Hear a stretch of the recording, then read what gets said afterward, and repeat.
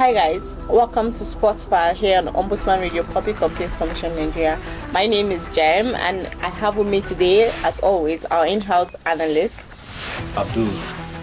Abdul, you're welcome. Yeah, thank you. How are you doing today? Fine. How was your weekend? My weekend was okay. It was okay? Yes. I assume it's just okay, given what happened. Mine was interesting, right? So as always, we're going to take you through the sporting activities, basically the football activities that happened over the weekend. Yes, and it was quite interesting. I think I will start with Nottingham Forest. What do you think? What a match that was. Yeah, honestly, I was surprised because if you could recall last week, Nottingham Forest, they were defeated by, I think, 5 goals to nothing. Yes, exactly. Against Bournemouth. So now, the comeback. yes, they came back. They came with all they've got and they whitewashed Brighton. This same Brighton that defeated Manchester United. Do you understand? The same Brighton that has been quite decent. Yes. So they defeated them by 7 goals to nothing. Like 7 good goals to nothing. Yeah, we saw Anthony Elanga, former Manchester United player, giving a hat-trick of assists. And we also saw Chris Wood, a 30-plus-year-old striker, scoring a hat-trick. He has been informed this season, and I think he's also a contender for the Golden Boot this season. I quite agree with you. It was a splendor to watch and very interesting as well. But for me, I believe the headline of the weekend should be Arsenal-Man City's match. Yeah. Like, how unpredictable was that? Honestly, I feel so sorry for Manchester City because I thought they were, they've regained their form, and because looking at how they played against Chelsea, exactly. Even after conceding first, yes, they were able to come back and they won by 3 goals to 1. But against Arsenal, taught them a lesson. They schooled them, and we saw a couple of mistakes from their players. Like even the second goal was caused by Fifodi when he tried to pass the ball to someone. I don't know who that was. Then Thomas Partey ambushed the ball and his shot was deflected into the net. So I think Pep Guardiola, I don't know what's going on. I don't know. He kind of looked a bit confused to me on the sidelines. Like, I quite agree with you, right? At some point over the past matches, I thought they were, coming back to being title contenders and all of that. But right now, Arsenal was just the better side. Yes, exactly. It was undoubtedly they were undoubtedly the better side. Even their young stars, the likes of Lewis Kelly and Nwaneri came from the bench and he also scored. Do you get? Everybody was like trying to. I know we've said repeatedly that Arsenal is in need of strikers, and how many 5 different persons scored. Yes. But they're not strikers though. Yes. They still need a striker. I feel they still need, because it's not all the games that something like this will happen. Yes, that they will be this lucky. They need a point man.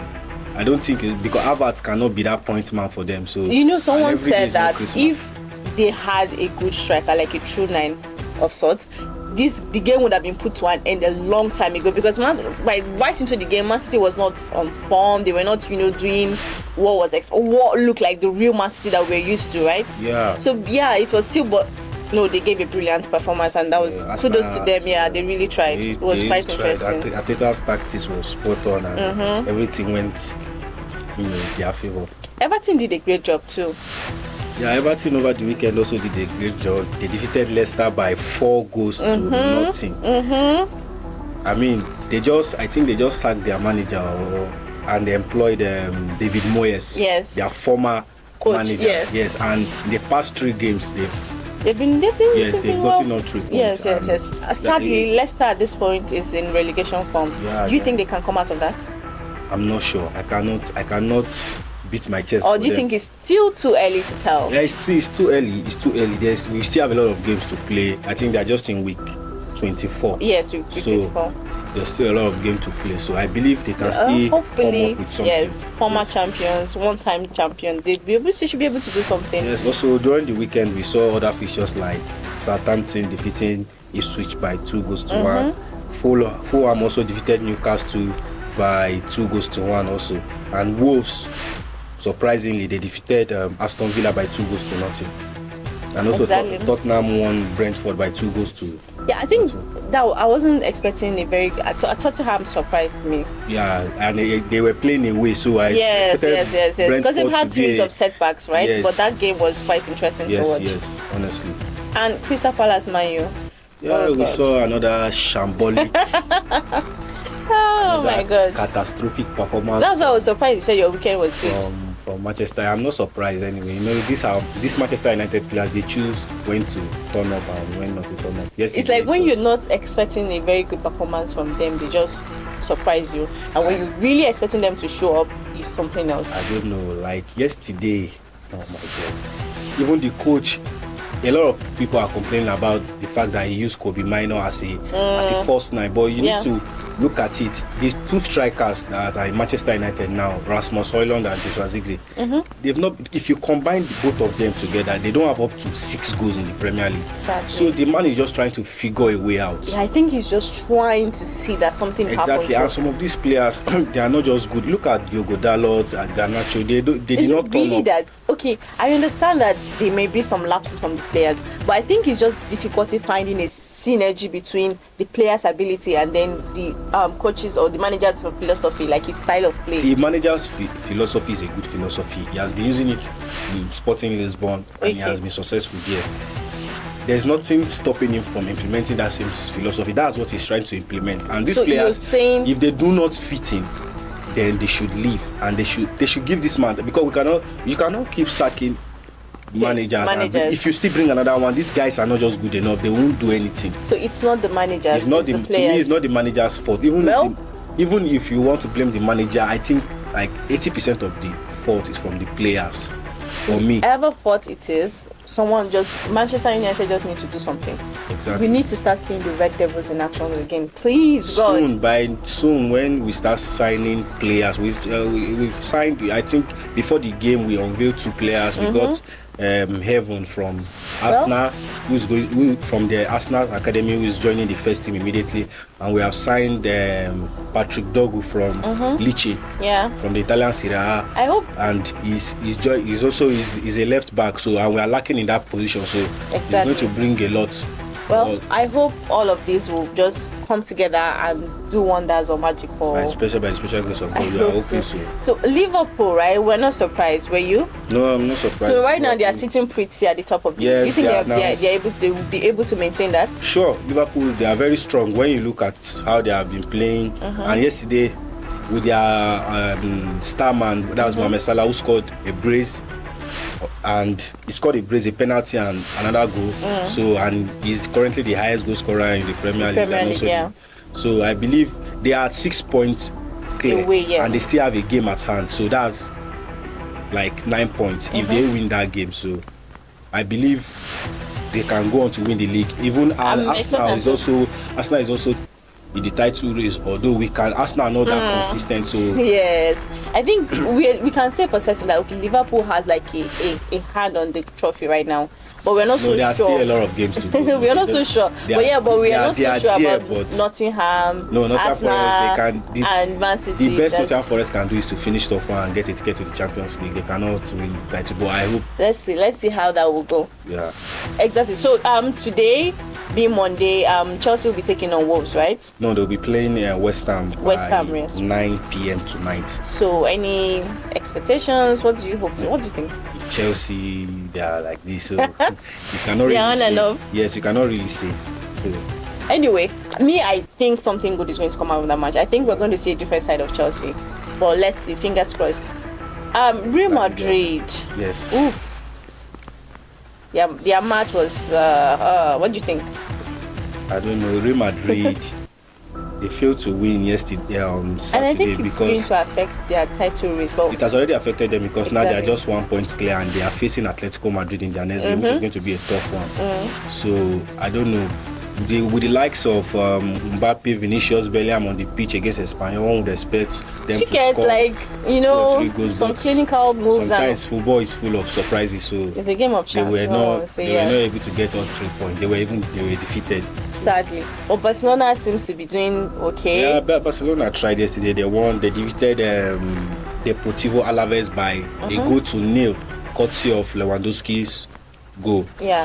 So it's a good one for them. At least it's bringing them closer. They seem to be trying to get back into the title race. Yes, they are still in the title race because presently they've all played 22 games and Madrid is just leading by just a point, and now they are facing Atletico Madrid. And Atletico Madrid is in good form, so I don't know. How do you think that anything can happen? Anything can happen. Anything can seriously. Happen. So Barcelona is still in the title race because they are still in the title race. Yeah, I'm very hopeful for Real Madrid, and I hope they come out on top of their match against Atletico Madrid.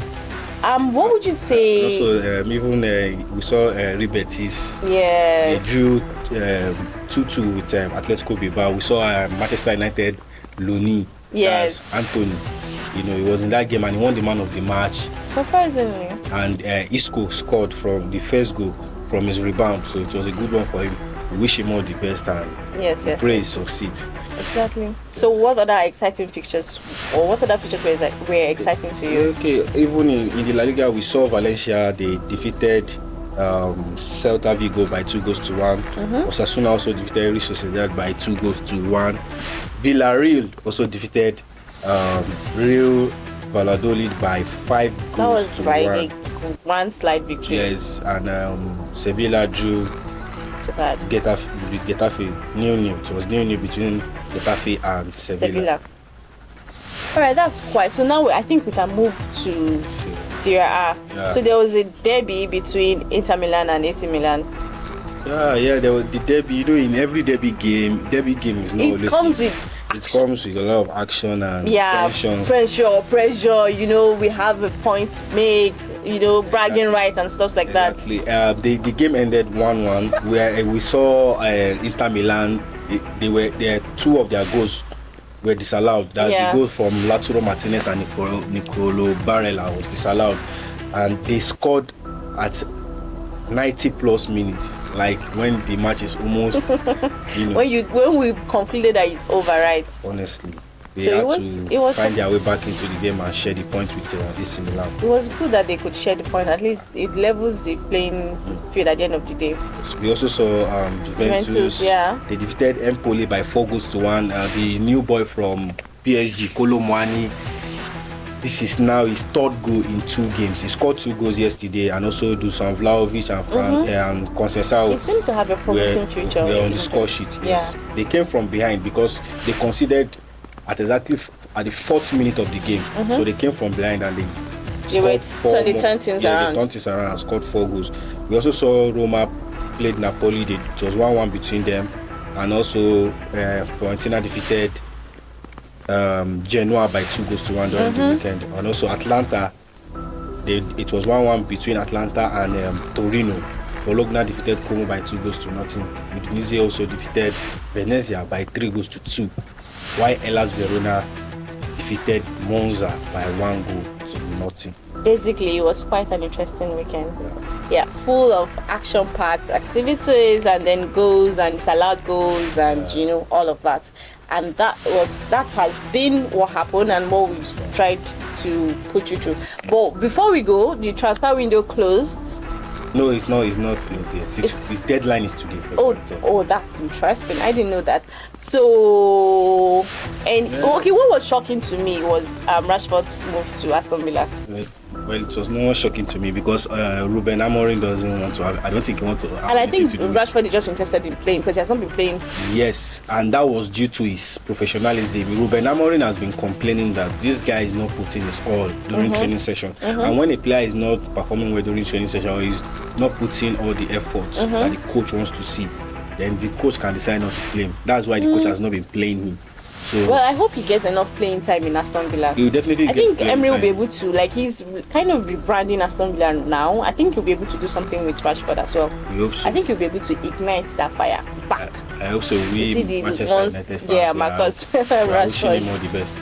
So, and also, like I mentioned earlier, Manchester United has completed the deal for Patrick Dogu. He's now their new number 13. And also Heaven from Arsenal's academy, who is joining the first team immediately. And yesterday, unfortunately for Lisandro Martinez, he was injured. So I think now, sadly, they have his replacement now with the signing of Heaven. So, and also Manchester United are looking for strikers. So the likes of Matis Ster from Bayern Munich and Christopher Nkunku, but according to reports, both deals are unlikely right now. Even Arsenal Yeah, also very looking short to window sign. complete that, Yes, yeah. even Arsenal also looking to sign Matista, but right now nothing concrete has happened.